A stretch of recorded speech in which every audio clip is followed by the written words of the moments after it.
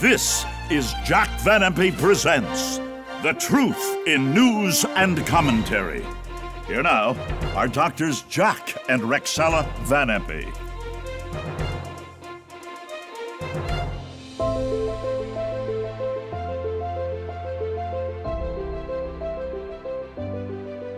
Hello and welcome to Jack Van Impe Presents. Today we will be discussing some very important issues. The first one being they are preparing to rebuild the temple. You know, people all the time say, I don't watch the news anymore. Although we give you global headlines that tell us what's going on around the world, Jack always gives us the Bible that tells us good news is coming. The Lord is coming. Well, here in the United States, there is an apprehension that I have never seen before. Jesus said in Luke 21:11, great signs shall there be from heaven. Where in the heavens? The sun, the moon, the stars, and space. Verse 25 of Luke 21. My heart was so grieved for the tornado season and then for the California fires. I can't get over it, Jack. We've been out there so often to see that happening out there. Yes, and in Australia, they're setting up the tsunami system to warn them because so many thousands and tens of thousands in the last year have been killed through these floods. Now, hear me. This is Bible prophecy.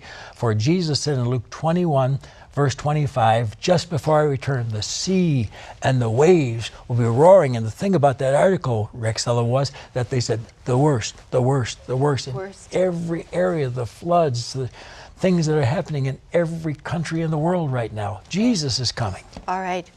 Then I want to accumulate those last headlines all together because they really have to do with the Mideast situation, including, Russia marching on Israel and so forth. Jack, how about it? Are we going to see a war there? Oh, no doubt about it, Rexella. First of all, there's going to be a short period of peace. A man is coming out of the European Union, Daniel 9:26, and he'll set up a 7-year peace program, verse 27. But after 42 months, Russia will break the peace contract as they march on Israel. Russia, yes.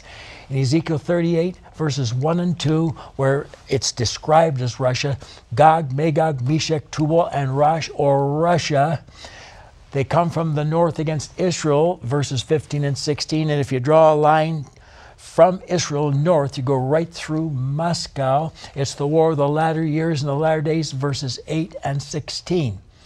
And this one who's made the peace, and he's the rider on the white horse of Revelation 6, verse 1, as I said a few weeks ago, and the one on the red horse breaks the peace, and that's Russia, as they say, get it, chapter 38, verse 11, I will go against them that are at rest, that are at peace.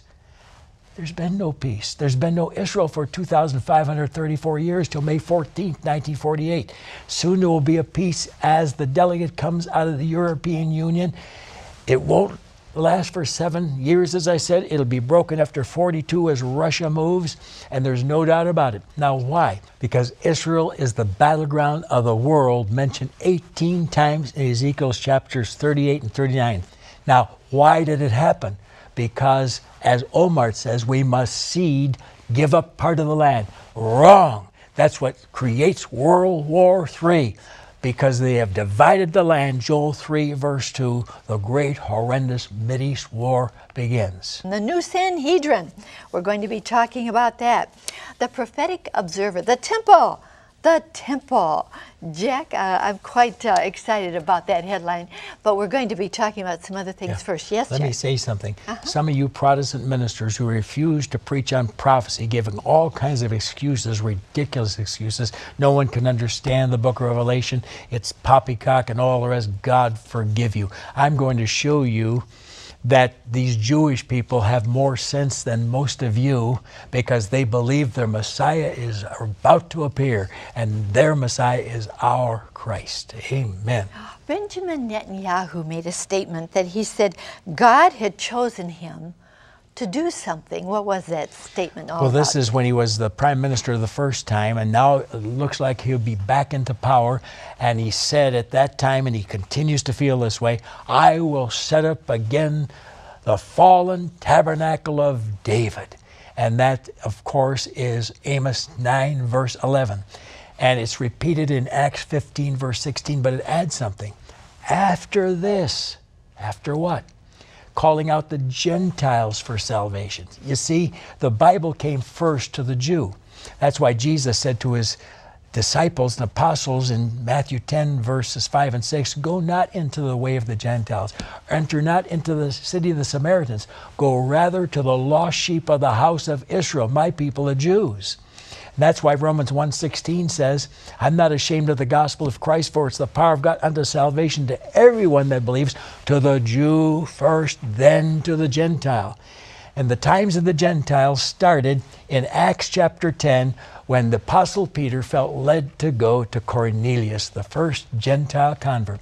And the times of the Gentiles ends in Zechariah 14:2, when all nations come against Jerusalem in the battle. And in verse 4, the Lord Jesus Christ appears. Now, he says, after this, what? Verse 14, the conversion of the Gentiles for a few thousand years. After that, I will set up again the tabernacle of David, which is fallen. And that's when Jesus comes back and sits on David's throne. It'll be restored. Netanyahu says, I'm going to restore it. Now watch this. The angel appeared to Mary in Luke 1:32. And he said, your son shall be great, and he shall be called the Son of the Highest, and he shall sit upon the throne of his father David, and he shall reign over the house of Israel forever and forever and forever, and of his kingdom there'll be no end. That's what Netanyahu is all about. All right, Jack. In other words, they are preparing to rebuild the temple. Oh, yes. You think that'll be soon? The Jerusalem Report, get this, June 29, 2008, just 6 months ago, had the rabbis gather, and Rabbi Glick said, we are here because we have reestablished the Sanhedrin. It has not been in power for 1,600 years, and this is the official court of Israel based on the Torah. And now, here at this convention with the Sanhedrin present, and we cannot build a temple unless they approve it. They're here, they've approved it. We'll build the temple soon. Some say they even have a modular prepared, which they can set up in the matter of days. And that's where the Messiah sits when he arrives. So, Jack, they're really preparing for their Messiah to appear very soon, aren't they? Well, not only the temple, but the Israel National News. July the 3rd, 2008. Man, I get chills when I tell you this. You have to be a Cohen or Kohanim in order to be a priest. Why? Because that proves they're of the tribe of Levi. And only the Levites can be priests. For 1,938 years, there has been no temple or priest. Imagine, 1,938 years, no priestly garments, no temple in which to wear them. They're being prepared now. They're being measured. They got all the utensils ready. And it means that their Messiah is coming. And that's our Jesus, ladies and gentlemen. But wait a minute. Yes. First of all, there's going to be a false Messiah who appears, and he is called the Antichrist. Antichrist shall come, 1 John 2:18. And he's going to have a false prophet with him in Revelation 13, verses 15 to 18, the one who administers microchips in the hands and foreheads of all members of the human race. Are we headed for a new world order? That is a very, very good question. We'll take a look at our president, vice president-elect with Gates there. Quite a title, A New World Order. Can you believe it, friends? Jack's been talking about this forever, and now it's here, Jack. Oh, Rexella. In Revelation 13:1, we have the rise of the world politician. And in verses 11 through 18, the rise of the world religious leader, and they work hand in hand together. Now, it's the world religious leader who institutes chapter 13, verses 16 to 18. He causes all, both small and great, rich and poor, free and bond, to receive a mark in their right hand or forehead, that no man might buy or sell, save he the mark of the beast, or the name of the beast, or the number of his name. Here is wisdom. Let him that understanding count the number of the beast. It's the number of man, and his number is 666. You also find that in Revelation 14, verses 9 and 11, 15:2, 16:2, 19:20, and 20, verse 4. And this group, a world government, says we'll microchip all of them. Christ is about to come for us. And if the Lord does come, it's exciting, isn't it? Would you be excited if the Lord were to come right now? Are you ready for that wonderful appearing of our Savior? You can be ready. Jack shows us how every single week. I trust that you will open your heart to the Lord. Jack, will you pray that wonderful prayer once again? Oh, ladies and gentlemen, we need to be ready. If you listen to this program weekly, you know Christ is about to appear. You don't want to be left behind at the rapture. So let's get ready. Pray after me. Oh, Heavenly Father, thank you for sending Jesus. I want your Son as my Savior. I want eternal life. I want to be ready when you come, Jesus. How do you get ready? Whosoever shall call on the name of the Lord shall be saved. That name is Jesus. So pray it. Lord Jesus, I want you as my Savior today. You died for me, shedding your precious holy blood to cleanse me, save me forever. Come into my heart, Jesus. I receive you now as my personal Savior. Amen. Amen. Amen. Oh, I pray that you prayed that prayer with Jack. And if you did, no matter what is in your life, it's wonderful to know that last year's problems are all gone.